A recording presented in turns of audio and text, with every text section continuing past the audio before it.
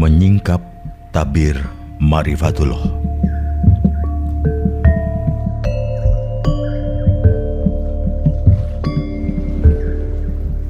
Al-Hujwiri pernah mengemukakan sebuah hadis Rasulullah.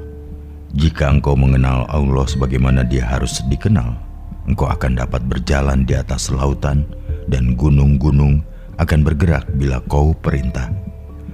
Mengenal Allah, Ma'rifatullah, dipandang dari cara perolehannya terdiri atas dua jenis, secara ilmu pengetahuan, ilm, dan secara perasaan atau hali yang tentu saja tetap melibatkan secara penuh nalar rasio dan manajemen kolbu. Mengenal Allah secara ilmiah menjadi dasar dari semua berkah di dunia dan akhirat, karena yang paling pokok dan penting bagi manusia di setiap saat dan dalam segala keadaan adalah pengetahuan tentang Allah. Pencapaian makrifat dengan cara ini sesuai dengan firman, "Aku hanya menciptakan jin dan manusia agar mereka mengabdi kepadaku." Atau dengan kata lain, agar mereka bisa mengenalku. Dengan mengenal hal itulah akan muncul etos peribadatan. Manusia yang sudah memasuki kesadaran ini dan melaksanakan efek makrifat melalui ilmu pengetahuan tergolong sebagai orang yang dipilih Allah. Kolbu mereka telah dihidupkan olehnya dengan dirinya sendiri. Ma'rifatullah adalah kehidupan hati melalui Tuhan dan berpalingnya pikiran-pikiran manusia dari semua yang bukan Tuhan, Gairullah. Dari perspektif ini, maka martabat dan nilai kehidupan setiap orang tergantung pada ma'rifatnya. Yang tidak memiliki ma'rifatullah tidak memiliki nilai sama sekali bagi proses kehidupan secara keseluruhan. Dalam bahasa Syekh Siti Jenar, mereka itu hanyalah mayat atau bangkai yang berkeliaran di bumi. Para ahli teologi atau ilmu kalam, fuqaha, dan sementara ulama di luar disiplin dan praktisi sufi memberi nama makrifat terhadap semua pengetahuan yang benar, al-ilm, dan membawanya pada dan tentang Tuhan. Sementara para ulama sufi menyebut perasaan yang benar atau hal terhadap Tuhan untuk ma'rifatullah. Sehingga bagi para ulama sufi, ma'rifatullah lebih utama daripada al-ilm. Sedangkan perasaan yang benar, al-hal, merupakan hasil dari pengetahuan yang benar. Dan konsekuensinya, pengetahuan yang benar tidak sama dengan perasaan yang benar. Orang yang tidak mempunyai pengetahuan tentang Tuhan bukanlah ahli ma'rifat atau arif. Tetapi orang mungkin saja mempunyai pengetahuan tentang Tuhan tanpa menjadi ahli ma'rifat. Ketidakpahaman atas perbedaan itu sering membuat kita salah persepsi dalam menempatkan ma'rifatullah di perspektif keagamaan secara umum. Sebagaimana yang sudah Anda ketahui, bahwa ma'rifatullah, apalagi kemanunggalan, tidak begitu saja terjadi pada orang yang memiliki ilmu pengetahuan tentang sufi atau tentang ma'rifat. Sufiolog belum tentu seorang sufi, sementara seorang sufi yang arif belum tentu memiliki kedalaman ilmu teoritis yang mumpuni di bidang sufi.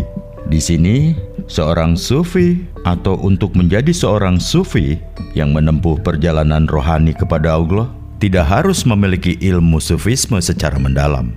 Waktunya akan habis hanya untuk memperdalam dan mengkaji ilmu-ilmu tentang sufi dan makrifat yang jumlahnya mencapai puluhan ribu buku dan kitab. Namun kebutaan dari ilmu tentang makrifat juga menyebabkan seseorang tidak mungkin menjadi sufi.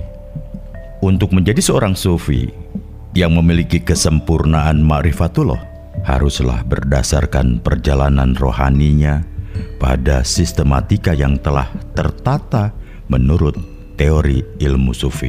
Namun ini boleh seperlunya saja, boleh juga mendalami secara mendetail, dan lebih dari itu, penerjunan diri dan tenggelam dalam perjalanan rohani terlihat langsung dalam pengalaman spiritual mengarungi samudra ma'rifatullah adalah suatu kemestian yang harus ditempuh. Tentu akan menjadi lebih sempurna lagi jika bisa, mampu, dan tidak berat sebelah. Seseorang menjadi seorang sufi sekaligus sufiolog, sehingga pengalaman spiritual yang diperolehnya bisa lebih objektif secara akademis dan keilmuan, sementara doktrin dan ajarannya adalah hasil dari mengendap dari pengalaman perjalanan rohani yang sempurna dan pengetahuan yang mendalam tentang sufi dan ma'rifatullah. Sepanjang usianya yang 91 tahun, Syekh Siti Jenar terbukti memiliki kesabaran rohani yang sangat kuat, yang kemudian menjadi salah satu kunci sukses rohaninya. Ia menghabiskan waktu selama 25 tahun untuk proses pencarian kemanunggalan dan 48 tahun untuk menjaga kondisi rohani selalu berada pada keadaan mengalami kemanunggalan serta menyebarluaskan atmosfer wujudiyah di Nusantara, sampai akhirnya mendapatkan vonis hukuman mati dari penguasa politik yang ada karena pengaruhnya yang sedemikian kuat melampaui batas-batas kewibawaan penguasa politik. Tentu rentangan waktu tersebut bukanlah merupakan waktu yang sedikit. Ma'rifat berarti mengenal dan mengetahui berbagai ilmu, ulum, ringkas, spesifik, secara rinci, mengabaikan dan tidak memperhatikan bagian tertentu, walau sekecil apapun, adalah suatu kesalahan besar. Mengenal Allah, ma'rifatullah, bergantung pada dan berhubungan dengan mengenal diri sendiri.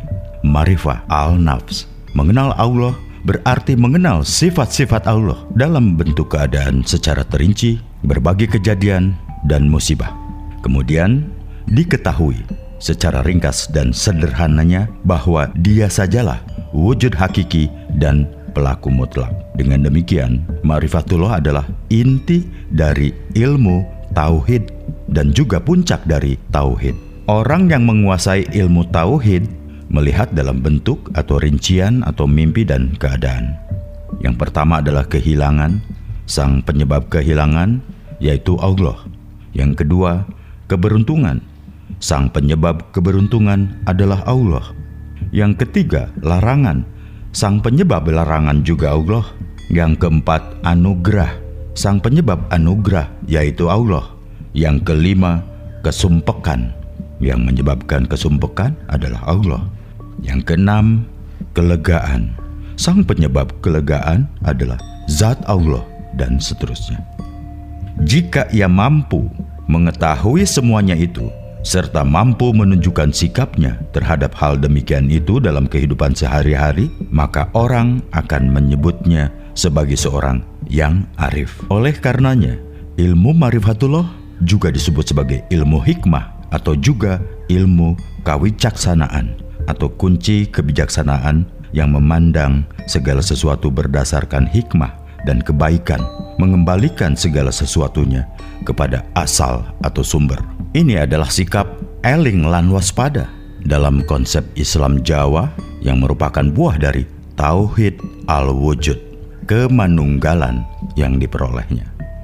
Jika semula ia mengabaikan makrifat dan segera menyadari keberadaannya dalam bentuk berbagai kekuatan yang berbeda, mengenal pelaku mutlak, maka orang akan menyebut dirinya muta'arif. Jika ia sama sekali mengabaikan dan sekalipun ia memiliki ilmu tentangnya, tidak mengenal Allah dalam bentuk, makna dan hubungan, serta menjadikan berbagai akibat perbuatannya sebagai sarana belaka, maka orang menyebutnya sebagai orang yang lalai, sa'ahi, mengabaikan, ga'afil, main-main, la'ahi, dan menyekutukan Allah, musyrik. Oleh karenanya, kedalaman ma'rifatullah akan membawa kondisi jiwa seseorang jadi stabil, dan pasti ia tidak akan dihinggapi oleh keangkuhan lahir maupun batin. Tingkat inilah yang menjadi gerbang bagi pengenalan diri, ma'rifat al-nafs terhadap Tuhan.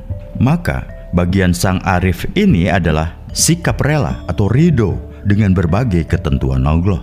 Pada tahapan berikutnya, jika ia sampai pada tataran muta'arif atau pemilik kearifan, maka bagiannya adalah sabar bersama Allah. Ini tentu berbeda dengan bagian orang yang tidak memiliki ma'rifatullah, di mana bagian jiwanya hanya berisi kebencian dan kegelisahan. Berbicara tentang tingkat-tingkatan dan ilmu tentang ma'rifatullah, pengenalan terhadap Allah, ma'rifatullah, mempunyai berbagai tingkatan.